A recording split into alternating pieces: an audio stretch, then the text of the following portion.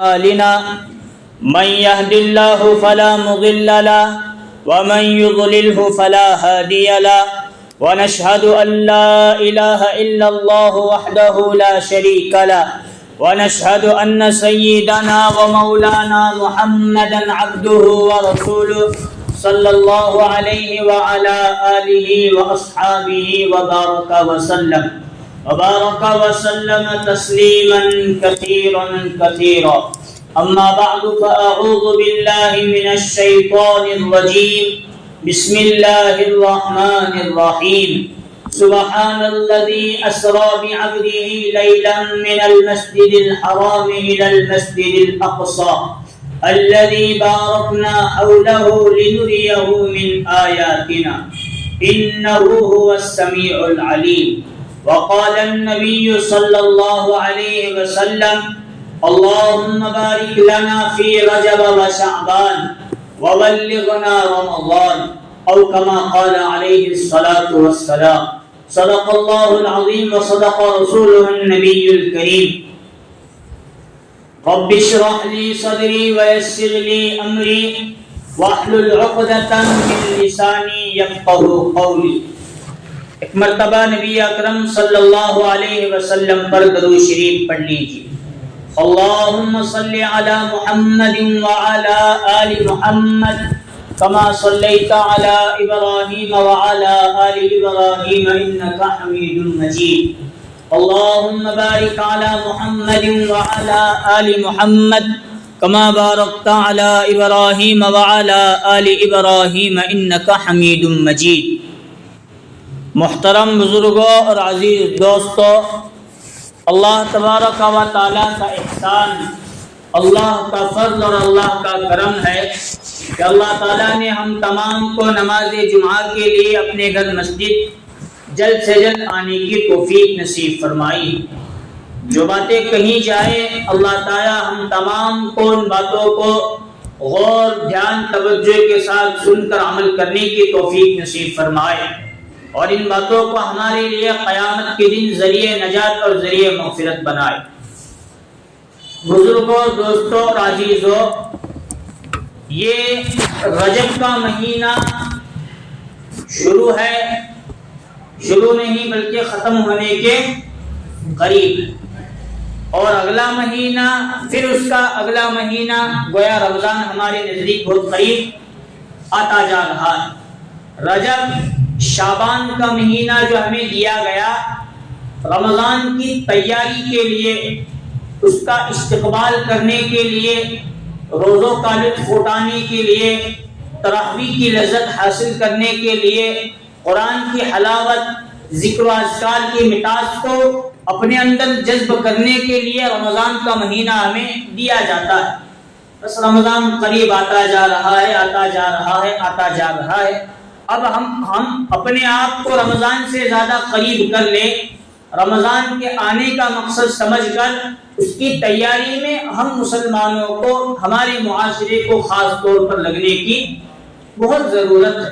لیکن جو زمانہ ترقی کا ہے، موبائل ہاتھ میں آیا، گھر گھر ٹی وی ہے، پھر ترقی یافتہ دور ہے، تو ہم شریعت کو پسے پشت پیٹ کے پیچھے ڈال رہے ہیں اور آگے ہم زمانہ جیسا قدم اٹھا رہا ہے اسی کے بقدر ہم اپنے قدم کو اٹھائے.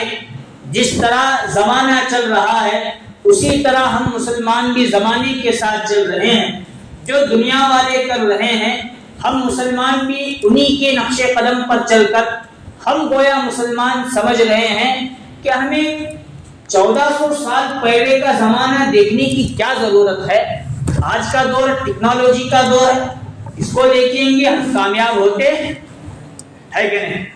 یہ ہم مسلمان کی سوچ ہے.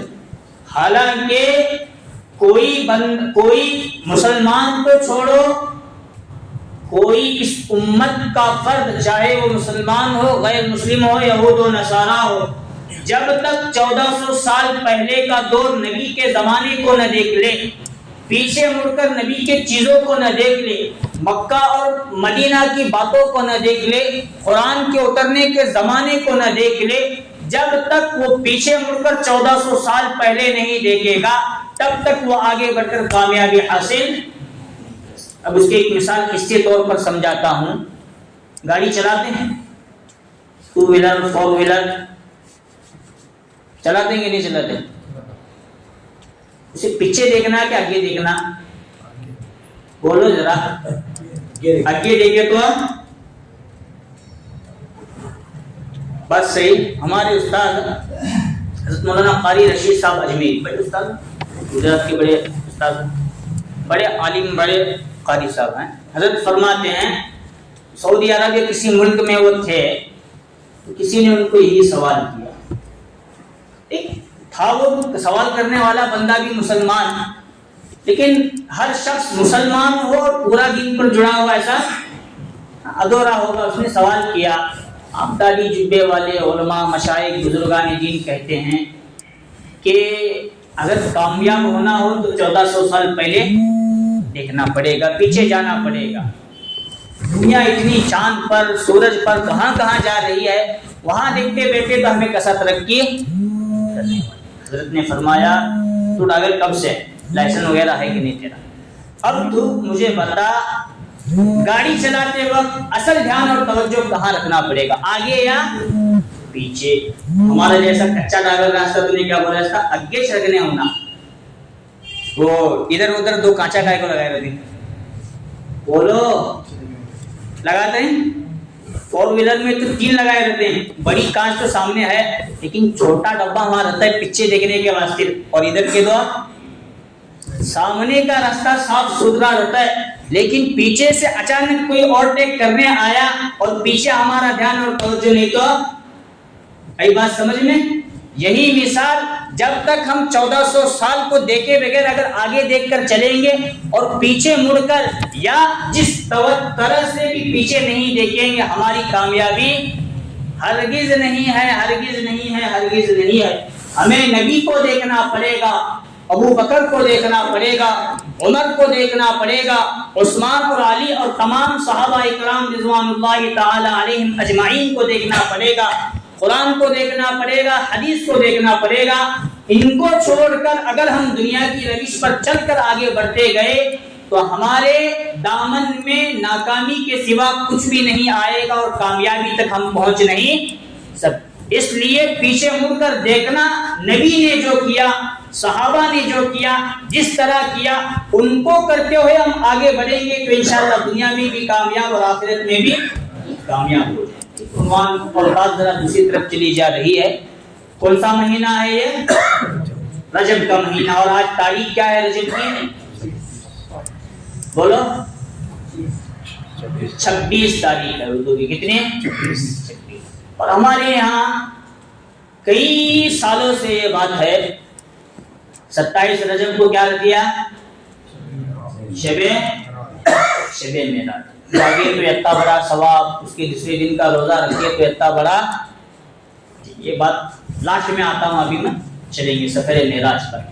نبی اکرم صلی اللہ علیہ وسلم کو معراج کا واقعہ پیش آیا اور یہ آپ صلی اللہ علیہ وسلم کے لیے سب سے بڑا اعجاز تھا جو کسی نبی کو اتنے بڑے مقام تک سدرۃ المنتہا کے آگے اللہ کے دیدار کے لیے اللہ نے کسی اور نبی کو نہیں بلایا, میرے اور آپ کے آقا جناب محمد الرسول اللہ صلی اللہ علیہ وسلم ہی کو بلایا. نبی آخری نبی پہلے نبی اور تمام انبیاء کے لاسٹ میں آنے والے نبی, لیکن سب سے مقام اور مرتبہ بڑا ہمارے نبی اکرم صلی اللہ علیہ وسلم ہی کا ہے. اب مکہ کی یہ 13 سالہ زندگی ایسی کٹن حضور پر گزری ہے, فقر و فاقہ کی نوبت بھی آئی. مکہ کی گلیوں میں گئے تو وہاں کانٹے بھی بچھائے گئے, دعوت دینے کے لیے گئے کوڑا کرکٹ بھی ڈالا گیا, دھوپ بھی برداشت کرنا پڑا. بہت کچھ واقعات ایسا ہوا سے ہم سنتے بھی ہیں, فضائل اعمال کے ذریعے پڑھتے ہیں تعلیم میں, اور ہمارے جسم کے رونگٹے بھی کھڑے ہو جاتے ہیں. اب اللہ نے حضور کو گویا اپنا مقام دکھانے کے لیے اور تسلی دینے کے لیے معراج کا واقعہ پیش کیا. اب معراج کس لیے آئی وہ ہمیں سب معلوم بھی ہے اور ہم آخر میں آتے بھی ہیں اس پر انشاءاللہ۔ حضرت ام ہانی رضی اللہ عنہا جو حضور صلی اللہ علیہ وسلم کی غالباً چچا زاد بہن ہے، چاچا کی بیٹی یا رشتے میں کوئی خاتون ہوتی ہیں، ان کے گھر پر حضور صلی اللہ علیہ وسلم آرام فرما رہے تھے۔ حضرت جبریل علیہ السلام تشریف لائے اور سیدھا چھت کو پھاڑ کر وہ حضور کے وہاں قدموں میں تشریف لائے اور حضور صلی اللہ علیہ وسلم آرام فرما رہے تھے۔ بڑے ہی پیار کے ساتھ ادب کے ساتھ حضور کو جگایا اور فرمان دیا کہ اللہ نے آپ کو اپنی دیدار کے لیے سدرت بلایا ہے معراج پر، چلیے۔ اب حضور صلی اللہ علیہ وسلم کے لیے براق سواری لائی گئی تھی، دیگر فرشتے بھی تھے۔ حضرت جبریل علیہ السلام نے پہلے ام ہانی کے گھر سے کعبۃ اللہ حرم شریف میں لے جایا گیا اور وہاں جا کر بھی حضور صلی اللہ علیہ وسلم تھوڑی دیر آرام کرنے لگے۔ جب آرام کر رہے تھے تو حضرت جبریل علیہ السلام ایک تشت اور ایک پیالے کے اندر زمزم کا پانی، حضرت میکائیل بھی ساتھ تھے، آئے اور حضور صلی اللہ علیہ وسلم کا سینہ مبارک چاک کیا گیا، دل مبارک کو نکال کر پھر سے دھویا گیا، پاک صاف کر کے پھر اسی جگہ رکھ دیا گیا، گویا حضور کا وہاں پہ آپریشن۔ اب وہاں حضور صلی اللہ علیہ وسلم کو براق پر بٹھا کر کہاں لے جایا گیا؟ معراج بولو، بیت المقدس، بیت المقدس، فلسطین بیت المقدس پہلے لے جایا گیا۔ اب اس بیچ میں اللہ تعالیٰ نے نبی اکرم صلی اللہ علیہ وسلم کو اپنی آیات، اپنی نشانیاں اور دنیا کے عجائبات کا مشاہدہ کیا۔ وہ سمجھ کر انشاءاللہ مختصر کرنے کی کوشش کرتے ہیں۔ جب حضور صلی اللہ علیہ وسلم کو براق پر وہاں سے سوار کر کے لے جایا جا رہا تھا، ابھی تھوڑی ہی دیر گزرے تھے، بڑھیا ملی اور اس نے حضور کو بلایا، اے نبی رکیے رکیے رکیے۔ حضرت جبریل کہنے لگے اس بڑھیا کی طرف آپ کو دھیان توجہ التفات نہیں کرنا، آگے دیکھیے، آگے ہمیں بڑھنا ہے، آگے لے کر چلے۔ آگے تھوڑی دیر اور گئے ہیں، ایک بڑا نظر آیا، بڈھا، وہ بھی حضور کو اپنی طرف بلا رہا تھا۔ حضور کو جبریل نے کہا ان کی طرف، اس کی طرف بھی نہیں دیکھنا، ہمیں آگے بڑھنا ہے۔ اور آگے بڑھے تو تین بزرگ ہستیاں حضور صلی اللہ علیہ وسلم کو سلام کر رہی تھی، السلام علیکم۔ حضرت جبریل نے فرمایا اے نبی جی ان کے سلام کا جواب آپ دیجیے۔ حضور صلی اللہ علیہ وسلم نے ان کے سلام کا جواب دے دیا۔ اب حضور نے پوچھا جبریل کیا ماجرا ہے؟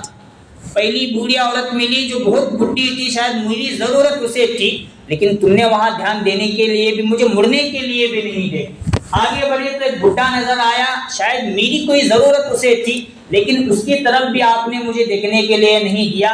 اور آگے بڑھے تو تین بزرگ جو اچھے ہٹے کھٹے ہیں، انہوں نے مجھے سلام کیا، جواب دینے کا آپ نے حکم دیا، کیا وجہ ہے؟ تو حضرت جبریل علیہ السلام نے وہ اس عجائبات کو ان کے سامنے، حضور کے سامنے ظاہر کرنا شروع کیا اور کھول کر کے بتانا شروع کیا۔ اللہ کے نبی جب ہم جا رہے تھے جو بوڑھی عورت سب سے پہلے ہمیں ملی وہ دنیا اب اتنی بڈھی ہو چکی ہے، اتنی بڈھی ہو چکی ہے، اس کا انجام بس آخر ہے، لیکن دنیا دار اس بڑھاپے کی حالت میں بھی اس عورت کی طرف توجہ دیتے ہیں، اور جو اس کے جال اور داؤ میں آ گیا وہ دنیا دار بن جاتا ہے، اور جو اس کی طرف نہیں دیکھتا وہ دنیا کو چھوڑ کر آخرت کی طرف چلا جاتا ہے، کامیاب ہو جاتا ہے۔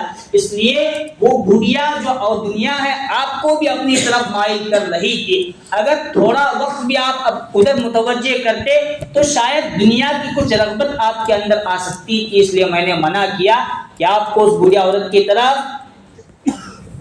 بڑے تو بڈھا نظر آیا، وہ بھی آپ کو اپنی طرف بلا رہا تھا، وہ ہے شیطان۔ اور شیطان نبی ہو یا کوئی عام انسان ہو، ہر ایک پر مسلط کیا گیا ہے، وہ ہر ایک کو وسوسوں کے اندر مبتلا کرنا۔ وَكَذَلِكَ جَعَلْنَا لِكُلِّ نَبِيٍّ عَدُوًّا مِّنَ الشَّيْطَانِ وَالْجِنِّ۔ اس آیت کے اندر اللہ نے فرمایا اللہ تعالیٰ نے ہر نبی پر بھی شیطان کو مقرر کر رکھا، شیطان کو گویا مسلط کر رکھا ہے۔ صحابہ نے اس آیت کے ضمن میں پوچھا اللہ کے نبی ہم پر ہے شیطان، ہمیں وسوسہ ہمیں مبتلا کرتا ہے، ٹھیک، لیکن انبیاء پر ہے تو کیا آپ پر بھی کوئی شیطان آپ کے ساتھ ہے؟ حضور نے فرمایا ہاں میرے ساتھ بھی ایک شیطان تھا، لیکن وہ میرے اخلاق کے ذریعے، میری دعوت کے ذریعے وہ مسلمان ہو گیا ہے۔ ہمیں خود مسلمان ہونے کو تیار نہیں، ہمارا شیطان کہاں سے ہونے والا؟ یہ تو انبیاء علیہ الصلوۃ والسلام کے معجزات۔ وہ شیطان آپ کو اپنی طرف بلا رہا تھا، میں نے کہا اس کی طرف بھی نہیں دیکھنا، ورنہ وہ اپنے داؤ پیچ اور اپنے وساوس کے اندر آپ کو بھی مبتلا کرنے کی کوشش کرے گا۔ اور آگے بڑھے تو 3 بزرگ ہستیاں ہمیں جو نظر آئی جو آپ کو سلام کر رہی تھی، میں نے کہا ان کا جواب دیجیے۔ وہ حضرت ابراہیم، حضرت موسیٰ اور عیسیٰ آپ کے استقبال میں تشریف لا چکے تھے، جس جانب ہم جا رہے ہیں وہ بھی وہی جا رہے تھے، تو ہماری یہی ملاقات ہو گئی، انہوں نے آپ کو سلام کیا، اس کا جواب آپ نے دے دیا۔ وہ سفر آگے بڑھا، آگے بڑھتے بڑھتے ابھی تھوڑی دیر گئے ہیں کہ نبی اکرم صلی اللہ علیہ وسلم کے سامنے ایک عجیب چیز دکھائی گئی کہ ایک قوم ہے جن کے ناخن بڑے ہیں، تانبے کے ہیں، اور وہ اپنے ناخنوں کے ذریعے اپنا سینہ پھاڑ رہی ہے، اپنے بال نوچ رہی ہے، اپنے گال نوچ رہی ہے۔ حضور نے فرمایا جبریل یہ کون لوگ ہیں جو اپنی اوپر ہی ظلم ڈھا رہے ہیں؟ تو نبی اکرم صلی اللہ علیہ وسلم سے حضرت جبریل علیہ السلام نے فرمایا اے اللہ کے نبی، یہ آپ کی امت کے وہ افراد ہیں جو لوگوں کو غیبت کرتے ہیں۔ گویا غیبت کرنے والا، غیبت جس کی جا رہی ہے اس کا کچھ نقصان نہیں ہوتا، اپنے ہی پلو اس کے گناہ بھی لاتا ہے۔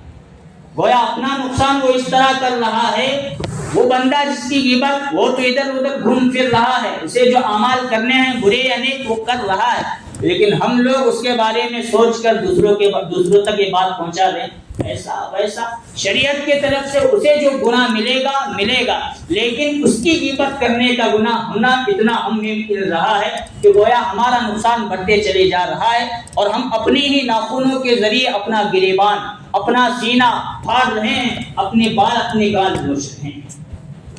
آگے نبی اکرم صلی اللہ علیہ وسلم بڑھے تو ایک شخص کو دیکھا کہ ایک نہر میں وہ بندہ تیر رہا ہے، اور تیرتے تیرتے گالا، مٹی یا پتھر وغیرہ جو اس کے ہاتھ میں آتا ہے وہ وہاں سے اٹھاتا ہے، اپنے منہ میں۔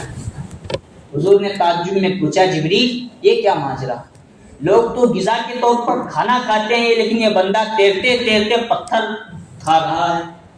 حضرت جبریل علیہ الصلوۃ والسلام نے فرمایا یہ سود خور ہے۔ کون ہے؟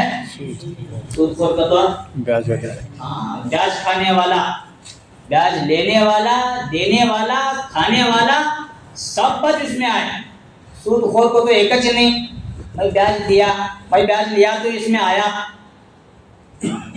آگے فقہاء کرام نے فتاویٰ کی کتابوں کے اندر یہاں تک مسئلہ لکھا ہے، اگر کسی شخص نے اپنے حلال کمائی کے ذریعے کوئی جگہ خرید، حلال کمائی کے ذریعے کوئی بنگلہ باندھا یا گھر باندھا یا دکان باندھا، اب وہ حلال کمائی کی چیز بھی بیان کے لیے کوئی لوگ وہاں بیان بنانے کے لیے آئے تو بھی نہ دینا حرام ہے اور ناجائز لکھا گیا کہ بینک کا پورا کاروبار اسی پر ہونے والا، اسی لیے سختی کے ساتھ منع کیا گیا۔ لون لینے کے بعد دودھ بھی ہمارے یہاں آج کل کیا رواج شروع ہے؟ بولو، ہاں بولو ذرا زور سے بولو تھے۔ ہاں، سنگا مرد نہیں کرتے تو گھر گھر کی عورتیں کیا کرتے ہیں؟ مطلب ہر گھر اب سود میں ڈوبا، اس میں نہ میں پاک، نہ میرا گھر پاک، نہ میرا خاندان پاک، سب ہمیں اس میں آئے۔ ایک سازش کے تحت ہمیں حرام لقمے ہمارے پیٹ تک۔ اب 1 روپے سود کا یا 1 کروڑ سود کا، دونوں حرمت کے اعتبار سے، گناہ کے اعتبار سے برابر، یہ ہمارا وبال۔ اب بچنے کی کوشش کرے تو اللہ انشاءاللہ بچائے گا، اور اگر بچنے کی کوشش نہیں کرے، سب کھا رہی ہوں میں بھی کھاتا ہوں، تو پھر سب جا رہی میں بھی جاتا ہوں۔ آئی بات سمجھ میں؟ دوسرا بندہ کون تھا؟ وہ سود خور، جو لقمے بنا بنا کر حلال کھانے کے بجائے حرام۔ اب آگے بڑھے نبی اکرم صلی اللہ علیہ وسلم، ایک قوم کو دیکھا، کچھ افراد کو فرشتے بڑا سا پتھر اٹھاتے ہیں، اس کے سر پر اچھل جاتا ہے پورا، پتھر لڑکتے لڑکتے دور چلا جاتا ہے، جس کا سر پھٹا ہے وہ یا فرشتے جا کر پھر وہ پتھر لے کر آتے ہیں، پھر اس کے سر پر واپس اسی طرح مارتے ہیں۔ حضور نے پوچھا جبریل یہ کون بندہ ہے؟ تو حضور صلی اللہ علیہ وسلم نے فرمایا آپ کی امت کے وہ افراد ہیں جو نماز میں سستی کرتے ہیں۔ کیا کرتے ہیں؟ نماز میں سستی۔ نماز میں سستی کرنے والوں کا انجام یہ۔ سستی کر دو کیا؟ آئی نماز میں امام صاحب 4 پڑھائے یا 3 پڑھائے معلوم نہیں، یا تو خود اپنے نوافل سنت فرائض پڑھ رہے ہیں، ہمیں ہے مسجد میں لیکن ہمارا دھیان توجہ کہاں ہے؟ کیا کر رہی، کون سی رکعت کیا پڑھ رہی، کیا کرنے ہونا، اسے کہتے ہیں سستی کرنا۔ یہ ہوئی اصل میں نماز میں سستی۔ رکوع جس طرح اچھی طرح کرنے چاہیے وہ نہیں کر رہے، سجدے جس طرح کرنا چاہیے وہ نہیں کر رہے، تعدیل ارکان کا خیال جو واجبات میں شامل ہے اسے نہیں کر رہے، اصل میں یہ سستی کا تو ہمیں سوئے تھے اٹھے چنے، وہ سستی نہیں۔ یہ اس حالت میں نماز تو پڑھ رہے ہیں لیکن نماز اس حالت میں پڑھ رہے ہیں کہ دھیان اور توجہ اللہ کی طرف نہیں ہے، قرآن کی طرف نہ پڑھنے والوں کا انجام کیا؟ فضائل اعمال میں ہم سنتے ہیں بار بار، دعوت و تبلیغ کے راستے سے ہم تک وہ بات پہنچتی، لیکن سن کر عمل کرنے والے اللہ ہمیں بنائے۔ یہ ہے نماز میں سستی کرنے والوں کا انجام۔ اس کے بعد نبی اکرم صلی اللہ علیہ وسلم آگے بڑھے تو اور ایک عجیب چیز رسول اللہ صلی اللہ علیہ وسلم کو دکھائی گئی کہ کچھ ایک ہانڈی ہے، 2 ہانڈیاں رکھی ہوئی ہیں، ایک میں کچا سڑا ہوا گوشت ہے اور ایک میں اچھا تر و تازہ اور پکا ہوا گوشت ہے، لیکن امت کے بہت سارے افراد اچھے ہانڈی کی طرف، اچھے گوشت کی طرف جانے کے بجائے کچا اور خراب سڑا ہوا گوشت اسی کے حاصل کرنے کے چکر میں پڑے ہوئے ہیں۔ جبریل علیہ السلام نے گویا اس کی تعبیر یہ فرمائی، اے اللہ کے نبی، یہ وہ افراد، یہ مرد عورت وہ ہیں جو حلال چیز کو چھوڑ کر حرام کی طرف اپنا قدم، مطلب حلال نکاح کو چھوڑ کر حرام زنا کی طرف، مرد بھی ہیں اس میں عورت بھی ہیں، جو بری چیز کی طرف ان کی دھیان اور توجہ ہے لیکن حلال حاصل کرنے کے لیے، نکاح کرنے کے لیے تیار۔ یہ آج کل ہمارا ماحول بنا، ہم نکاح کو فروغ نہیں دے رہے، ڈی جے بجا کر، یہ کر کے، وہ کر کے، ناچ گانے، شراب، پھر منڈپ اتنا بڑا، پھر ہال اتنا مہنگا، پھر کھانا اتنا مہنگا، اتنا خرچہ اس میں کر رہے ہیں کہ آج غریب کی بیٹی اپنے گھروں کے اندر اپنے پلو سے اپنے آنسو پوچھ رہی ہے۔ لیکن ہمیں، حالانکہ حضور نے نکاح کو سادہ اور آسان بنا کر دیا تھا، اس زمانے میں زنا بہت مہنگا تھا، خطرناک تھا، لیکن آج کا دور کیا؟ نکاح بہت مہنگا اور زنا 500 روپے 1000 روپے میں، اور نکاح 1 لاکھ روپے 2 لاکھ روپے، بچی کو جتنا دہیج دینے ہونا یہ دے، یہ ہم نے کیا، ورنہ نکاح نبی اکرم صلی اللہ علیہ وسلم نے، صحابہ اکرام نے بہت آسان کر کے دکھایا تھا، ایک وکیل 2 گواہ، لڑکا لڑکی کی رضامندی، گھر والوں کی رضامندی، ہو گیا نکاح۔ اتنا بڑا آنے ہونا، اتنے لوگ آنے ہونا، اتنی بڑی دعوت ہونے ہونا، ان کی میزبانی اتنے ہونا، یہ سب کچھ نہیں تھا، ہم نے بنایا اور ہم بناتے جا رہے ہیں، لیکن اپنے قدم پیچھے لینے کے لیے تیار۔ آگے نبی اکرم صلی اللہ علیہ وسلم بڑھے تو دیکھا کہ کچھ افراد کھیتی کر رہے ہیں، ابھی کھیتی کے اندر بیج ڈالتے ہیں، دیکھے دیکھے تک وہ فصل بھی تیار ہوتی ہے اور دیکھے دیکھے تک کاٹی بھی جا رہی ہے۔ حضور نے فرمایا جبریل، میں نے مدینہ میں دیکھا، مکان میں دیکھا، کھجور کا درخت لگانے کے اتنے سال بعد پھل دیتا ہے، لیکن یہاں بیج ادھر ڈالے، ادھر فصل تیار ہوئی اور ادھر کٹائی بھی اس کی ہو گئی، یہ کون لوگ؟ نبی اکرم صلی اللہ علیہ وسلم سے حضرت جبریل علیہ السلام نے فرمایا، یہ آپ کی امت کے مجاہدین ہیں جو اللہ کے راستے میں نکل کر کفار اور مشرکین کو دعوت دیتے ہیں، جنگ کرتے ہیں، ان کا ایک ثواب، ان کی ایک نیکی 700 سے ان کے ثواب کی ابتدا شروع ہو جاتی ہے۔ بس انہوں نے ادھر نیکی کی اللہ کے راستے میں نکل کر اللہ تعالیٰ فوراً ان کو دینا شروع کر. یہ ایک کچھ عجائبات جو خاص طور پر معراج کے موقع پر نبی اکرم صلی اللہ علیہ وسلم کو دکھایا گیا. ابھی معراج کا واقعہ شروع ہوا جی نہیں, ابھی حضور براق پر بیٹھے تو لگا جمعہ کا رخ بھی.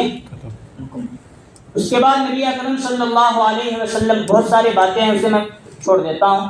آگے بڑھے, تمام کے تمام انبیاء علیہم الصلاۃ والسلام مسجد اقصی فلسطین میں تشریف فرما تھے اور حضور کے آنے کا انتظار فرما رہے تھے. وہاں جا کر اقامت اذان ہوئی, پھر اقامت دی گئی, پھر نبی اکرم صلی اللہ علیہ وسلم نے تمام انبیاء علیہم الصلاۃ والسلام کی اقامت اسی جگہ فرمائی ہے. اس کے بعد آپ صلی اللہ علیہ وسلم معراج پر تشریف لے گئے. اب میرا سوال, حضور کو معراج پر بلایا گیا تھا کس لیے؟ کیا دینے کے لیے؟ کیا دینے کے لیے؟ ہاں, جو اس رات چیز دی گئی ہے پوری زندگی کے لیے دی گئی ہے. جو اس رات یعنی معراج کے رات جو چیز دی گئی ہے وہ فقط ایک رات کے لیے نہیں دی گئی. ای بات سمجھ میں؟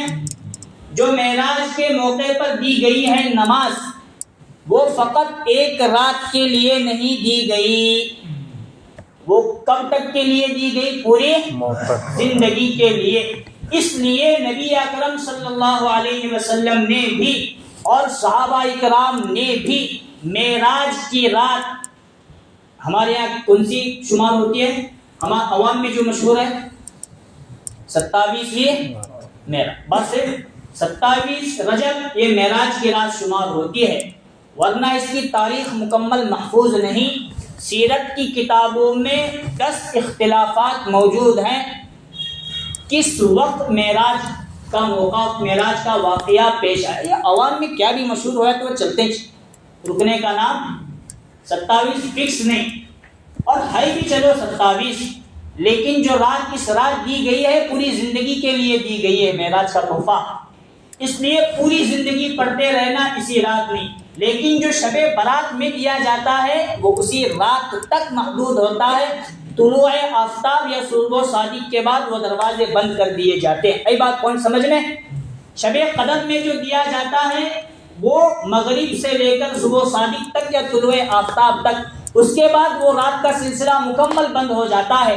لیکن معراج کے رات جو دیا گیا فقط اس رات تک محدود نہیں. اس لیے نبی اکرم صلی اللہ علیہ وسلم نے بھی اس رات میں جاگنا اور عبادتیں کرنا نہ فضیلت بتوائی, اور نہ صحابہ اکرام نے بھی اس پر عمل کیا. اس لیے معراج کی رات میں جاگنا, دوسرے دن کا روزہ رکھنا, یہ کوئی ثابت نہیں. ہاں تمہیں عشاء کی نماز آ کر جماعت کے ساتھ پڑھو, صبح کی نماز جماعت کے ساتھ پڑھو, یہ تو اپنی پوری زندگی کا معمول بناؤ. انشاءاللہ اس میں جتنے بھی شب برات آئیں گے, شب قدر آئیں گے, شب معراج آئیں گے, عشاء کی نماز جماعت کے ساتھ پڑھنے پر آدھی رات کے عبادت کا ثواب, صبح کی نماز جماعت کے ساتھ پڑھنے پر اور آدھی رات کا ثواب, آدھی اور آدھی پوری. دو نمازیں جماعت کے ساتھ پڑھنے کی وجہ سے پوری رات کی عبادت کا, تلاوت کا, نماز کا ثواب ہمیں اللہ اسی مفت میں دے رہے ہیں. تو فقط ایک معراج کو قائے کو پکڑنے کا, ایک شب برات کو قائے کو پکڑنے کا, ایک شب قدر کو قائے کو پکڑنے, زندگی بھر نماز ہمیں دی گئی ہے تو پڑھتے رہنا یہ ہمارے لیے بہت ضروری. یہی معراج کا خلاصہ ہے. نبی اکرم صلی اللہ علیہ وسلم کو نیند سے جگا کر اللہ نے اپنے دیدار تک جو بلایا تھا وہ نہ امت اور حضور کو, صحابہ کو نماز دینے کے لیے بلایا گیا. اس لیے نماز ہم پر بہت فرض ہے. 5 وقت نمازوں کا اہتمام کرنا, نماز ہمارے اوپر فرض ہے, اس کا پڑھنا بہت ضروری چیز ہے. رات میں ہمیں جاگیں گے نہیں, شب معراج ہے نہیں, چھوڑو. واقع معراج ثابت ہے, اس میں جاگنا, اور اس میں ابھی امت میں کچھ الگ الگ باتیں چل رہے ہیں. بار بار بہت سارے فون بھی آئے, ہمیں ایسا کرنے والے ہیں رات میں, ویسا کرنے والے ہیں رات میں, کل کا روزہ رکھتے رات میں, کچھ بھی نہیں کرے تو بدعت کے ایجاد کرنے کا گناہ ہم پر آ جائے. چھوڑ دو, عشاء کی نماز پڑھو, صبح کی نماز پڑھو, اور زندگی پر 5 وقت نمازوں کا اہتمام کرو. انشاءاللہ معراج کا اور معراج کی رات اور معراج کا واقعے کا حق ادا کرنے کی ہم انشاءاللہ کوشش کریں گے اور کرتے رہیں گے. اللہ اس کا ہمیں ثواب بھی نصیب فرمائیں. الصلاۃ معراج المؤمن، نبی اکرم صلی اللہ علیہ وسلم کی معراج زمین سے اٹھ کر ساتوں آسمانوں کی بلندی طے کرنا، اور امت کی معراج الصلاۃ معراج المؤمن، نماز یہ ایک مومن کی معراج ہے۔ نماز پڑھنا گویا اللہ کا دیدار کرنا، اللہ سے باتیں کرنا ہے۔ اللہ تعالیٰ سے دعا ہے اللہ تعالیٰ ہم تمام کو ماہ رمضان المبارک کی قدر نصیب فرمائے، اس کا استقبال کرنے کی توفیق نصیب فرمائے۔ رجب اور شعبان میں ہمارے یہاں جو بدعات و رسومات عام ہوئے ہیں اس کو اللہ ختم فرمائے، صحیح شریعت دین نصیب فرمائے، آمین۔ وآخر دعوانا الحمد للہ رب العالمین۔